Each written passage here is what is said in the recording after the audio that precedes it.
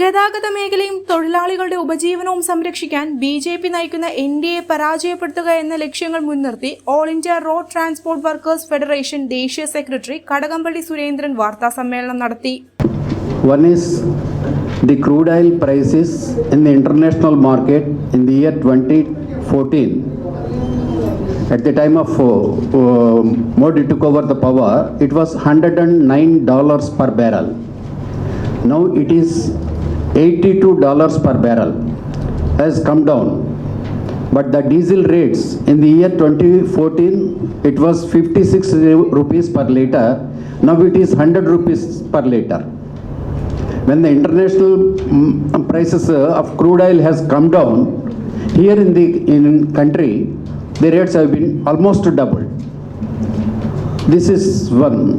And particularly in the year 2020, during the COVID period, the prices has fallen down very drastically to $20 a barrel. By that time, the Modi government has enhanced the excise duty to a tune of 16 rupees per litre within 3 months. This is nothing but looting the people of and to fill up the treasury. This is one example. The second example is that the insurance premium rates. When compared to the insurance premium rates in the year 2014, now the rates are double and more than double. We, All India Road Transport Workers Federation, have written to the IRDA under the Right to Information Act, requesting for details of the premium collected in 1 year and the compensation paid in that year. But ironically, the IRDA replied that they don't have the details. This is the state of affairs. And the third one is toll tax. You all know that the government is collecting 12 rupees per litre of diesel and petrol as infrastructure development cess. Earlier it was road development cess, but the Modi government changed the name into infrastructure development cess, collecting 12 rupees per litre diesel and petrol. At the same time, toll tax is being levied. This is double taxation. One way cess collecting the cess, and on the other hand, they are collecting the toll taxes. All these clubbed together, the industry has been thrown into serious crisis. Secondly, the Motor Vehicle Act Amendment to 2019. It is aimed at to hand over the entire transport sector in the country to big corporate houses, both in India and abroad. With that purpose only, a new section was introduced, section 93, as aggregators, like Uber, Ola and all. Many companies have been registered after that. And penalties have been enhanced abnormally. While placing the bill in the parliament, the Honorable Transport Minister, Mr. Nitin Gadkari, categorically stated that to bring the accident rates and the fatalities in India down, they are bringing that. But what is the experience after the implementation of the penalties, higher penalties after 4 years? According to the Ministry of Road Transport statistical data, in the year 2022, the accident rates have accidents have been increased and the fatalities have been increased. It clearly proves that merely enhancement of penalties and punishments, the accidents cannot come down. The failures of the government. One major change in the national permit vehicles. It is mandatory to have 2 drivers, but the Modi government has changed that. There is no need to have 2 drivers, 1 single driver can drive. How it is possible? A human being, 1 week, 10 days, how it is possible to drive a vehicle? It is causing accidents. And secondly, the national highways construction itself is, a lot of violations are there. Because of those violations, accidents are taking place.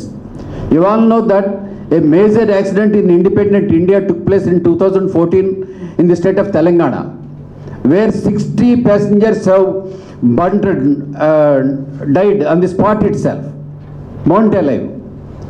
After that, the government of Telangana constituted a committee for inquiry with a senior IPS officer. They have submitted a report. According to that report, there are two violations in the construction of the road. One is the road has been narrowed there, and second one is the culvert which was constructed there. It is violation of the rules.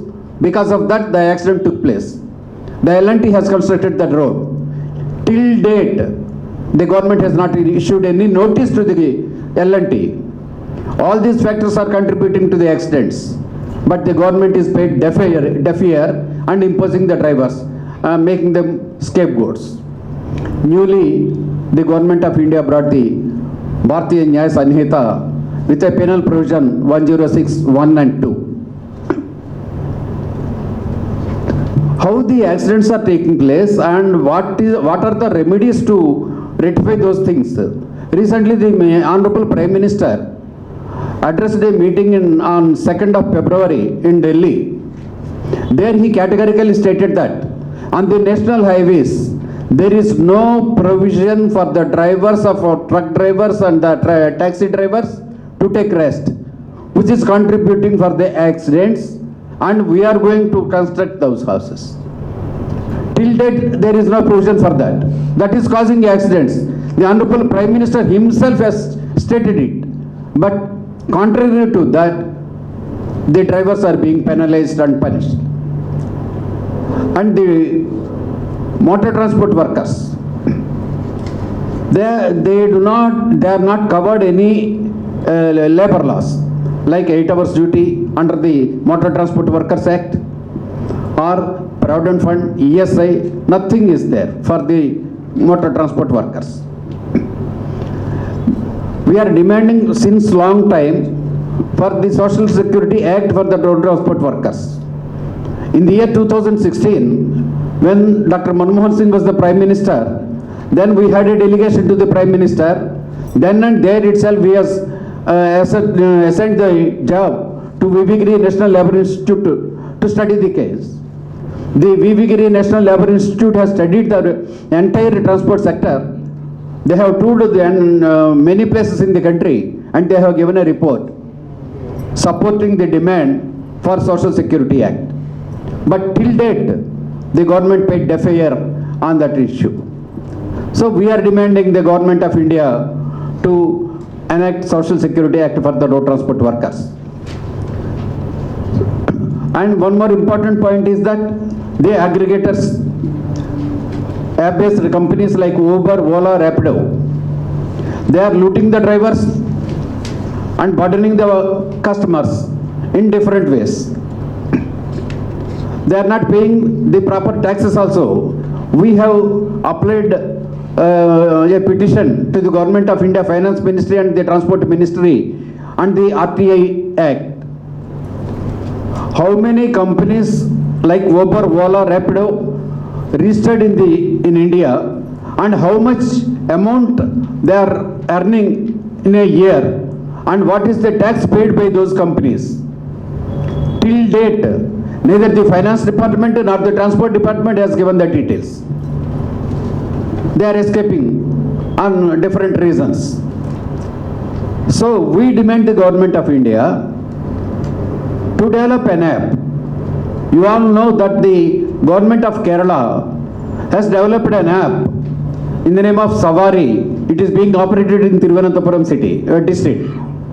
When a state, Kerala, can develop an app alternate to the Uber and Ola, why can't the Government of India can do it? The Savari app, for the maintenance, it is only 8%. In the 8% also, 2% is earmarked for the welfare of the drivers. Only 6% is for maintenance.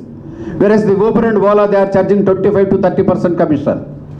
Why can't the Government of India can do this?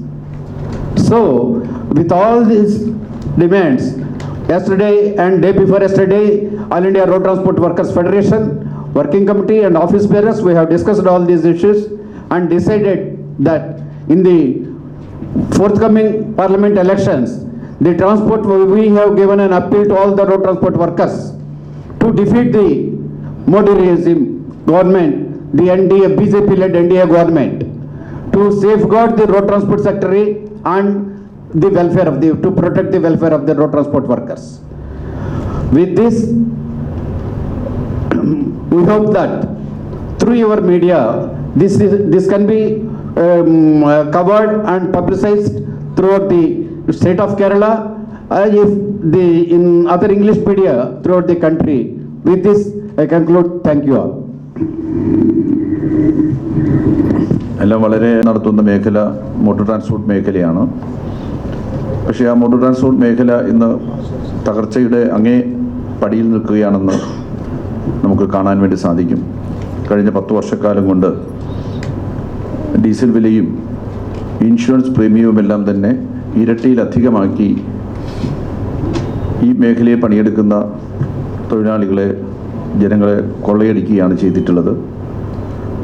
ഒപ്പം തന്നെ സമീപകാലത്ത് പാസ്സാക്കിയ നിയമങ്ങളൊക്കെ തന്നെ, motor വാഹന ഭേദഗതി നിയമങ്ങളെല്ലാം തന്നെ കോർപ്പറേറ്റുകൾക്ക് മാത്രം അനുകൂലമായിട്ടുള്ള നിയമങ്ങളാണ്.